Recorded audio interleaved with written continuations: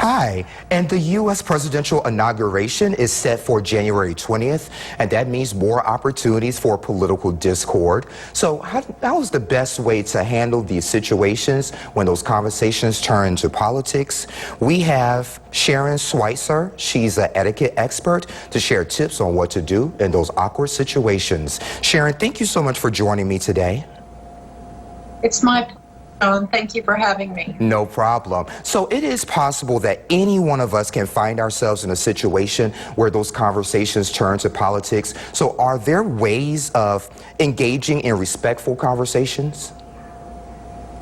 Yes, there are. Many times political conversations may be taboo in your workplace and with your colleagues, and they may be the conversation starters in your social circles. So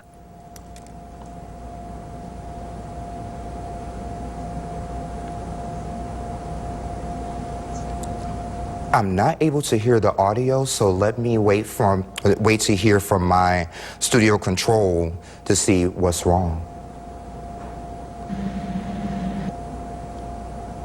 So you want people to know, political conversations may be taboo among your colleagues, but they may be the conversation starters in your social circles. So the most important thing is to know your audience. You want to be able to express your beliefs in a way that is backed up by research. So there's kind of a generational divide. We find that many young people want to talk about politics, so make sure that you have some research to back up your beliefs so you can express them in a respectful way and have some solid backup for why you believe the way you do.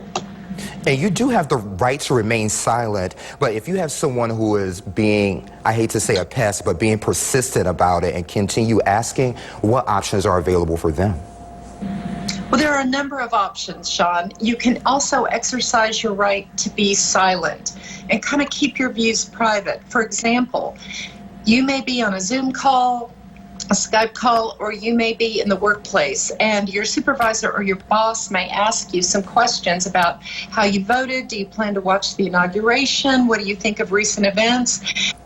You may not know how your boss views that or your supervisor, and you may not be comfortable sharing your thoughts.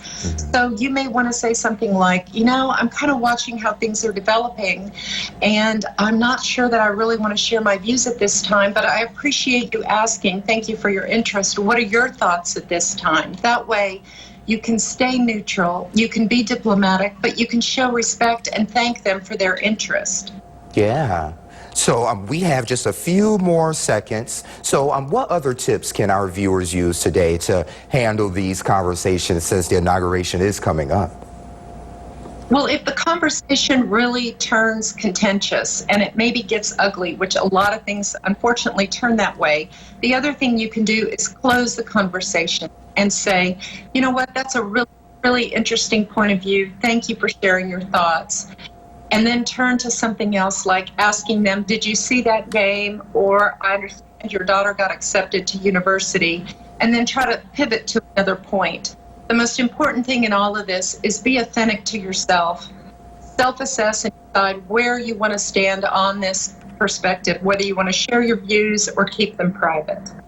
I like it, and we'll make sure all of those tips are on WJBF.com. Sharon, thank you so much for joining us today. I really do appreciate it. Thank you, Sean. I hope you and your viewers have a great week. You too. Thank you. Alex?